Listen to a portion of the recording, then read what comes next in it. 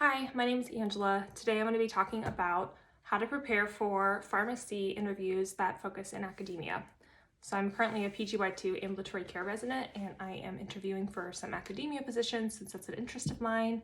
I've had 2 so far and had trouble kind of finding what resources would be helpful for me to prepare, what I should know going into it, and I had some great mentors and some great resources, so I wanted to go ahead and just do a video on it for anyone who was interested. So something that you kind of need to think about when you're coming into the academia realm is the 3 goals or the 3 parts. Some call it the tripartite mission of teaching, scholarship, and service. So in academia, many people will be focused on those 3 areas, and they might have an extra role in a clinic, being a clinical assistant, associate, full professor, what have you. So the clinical aspect is kind of separate, but the academia part always contains either teaching, scholarship, and service, and a certain amount of responsibilities in each area. So teaching responsibilities could be in either the classroom, so didactic learning, small group facilitation, distance learning, or it could be in the clinic where you practice experiential learning, IPPE, APPE students, residents, those that are pharmacists and those that aren't, or interprofessional educational experiences. So those are some teaching things that could be a part of a position. Scholarship includes both research and publications. So research is part of scholarship, but there are other components. It's not the only thing that makes it up. But research is usually a part of an academic position. This involves collaborating with others to discuss new ideas and perform research projects. Sometimes you perform them in conjunction with students or residents. They could be within the institution you're working for in a clinic setting, or they could be within the academic setting. They might involve applying for a grant or applying for funding. So those are things that to think about with that kind of a position. And then publications could be on your research, posters, publications, webinars, whatever you want to publish about. Or you could do some publications based on other topics and more teach through publications. So those are kind of scholarship things to think about. Then there's service. So service comes in a lot of different varieties. There is service on being like on a committee, so you do service back to the institution that you work for. So academic institution, being on committees involved with whatever your specialty happens to be. You could be on a committee for your clinical institution that hires you. You could be on national or local committees. The idea is to give back to the profession and give back to others through whatever leadership or involvement you can.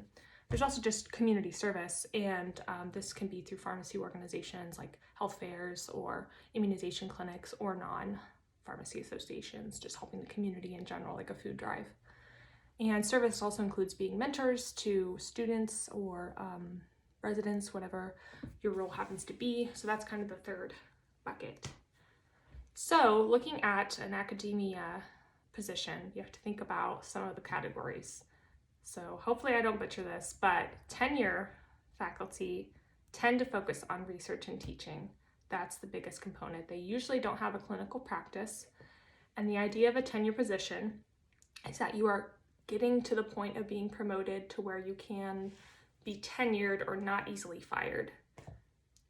If you don't reach that point in the way that the system has been set up, you pretty much won't stay. So it's a little bit more high stakes is how I think about it, but you have a better reward. It could be nice to not have to worry that much about being fired.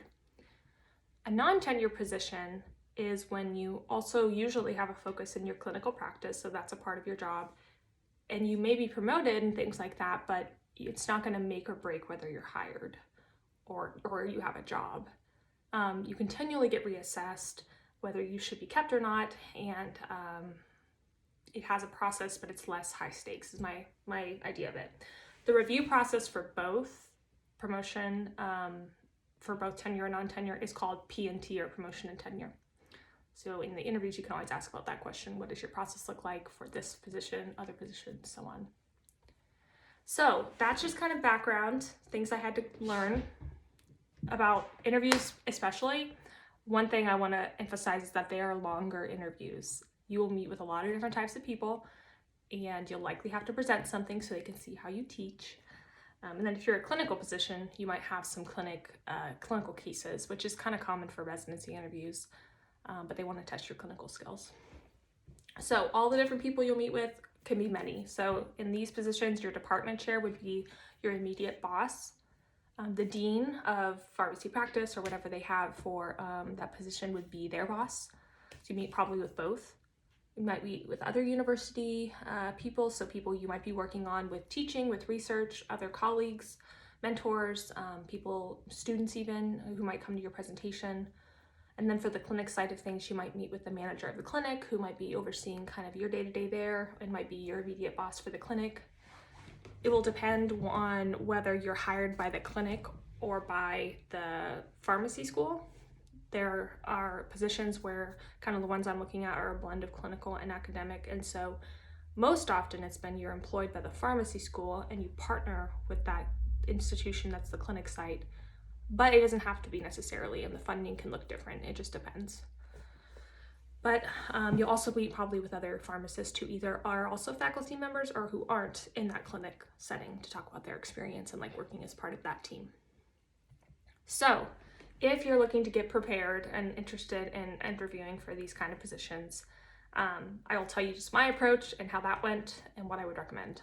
So far I've just interviewed at jobs that I already met at PPS, and if you didn't see the video I did on PPS, just go look for that one. But I kept notes from that and kind of tried to expand my questions from there. Then once you get your itinerary for your interview, you want to look up the profiles and kind of publications and a little bit of background of the people who are going to be meeting with you. You can see what their clinical interests are, ask them questions about that, kind of see maybe what others in a similar position as you would do or have been doing. You look at the department structure. So I'm interested in pharmacy practice jobs, so looking at, again, who works where and how they complete things. Of course, looking at the mission of the School of Pharmacy. Sometimes the dean has like a page or a message, and I think that's important to read. And then strategic mission is a little bit more beyond my scope, but you can kind of see where they're looking for it in the next coming years and asking them questions about that. So after you kind of look at that webpage, very similar to residency interviews, you're just looking at the School of Pharmacy as a whole. Then what I did is kind of have that summary. I did print things out and I brought like a little folder, which I used to take notes, ask questions, things like that. But I looked at that just like the day of the interview or the night before, whatever I had time to do.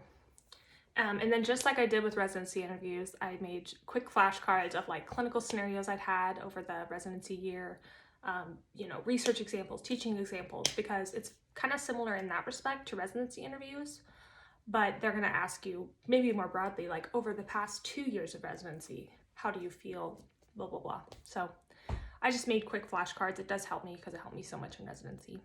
And I also brought back what I wrote in that letter of intent for that organization in a flashcard. So also remembering, similar to residency, like what I said individually about them. So I had this like folder, it had pen, paper, things like that. I also did some presentations, so I had short flashcards for that just in case I got lost.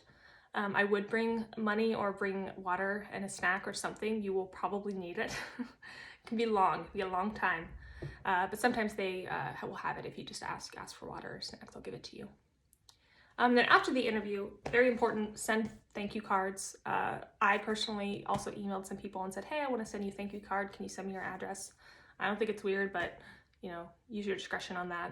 I also friended them on LinkedIn just to keep connected and remember who I had met, because often you'll encounter these people even if you don't end up working for them. You'll encounter them later on. And I saved all the documents from that one interview, wrote some notes about it to be able to use later. So hopefully that was helpful. Coming to the end of the time, so I just wanted to share kind of what my experience was, what maybe you would have to think about, and what's all involved. I do have a couple of resources I linked below. One is a helpful book that a preceptor lent me, and then also a couple other just ASHP resources, which are always very helpful from people in academia who are presented there. So if you like this video, go ahead and give it a like. If you have any ideas for things that you want to hear about, please let me know. We're coming to the end of this channel because I'm almost done being a resident, so there's only a limited amount of videos left. Share this with someone who you think it would be helpful for, and I hope you guys are all doing well, and I'll talk to you next time.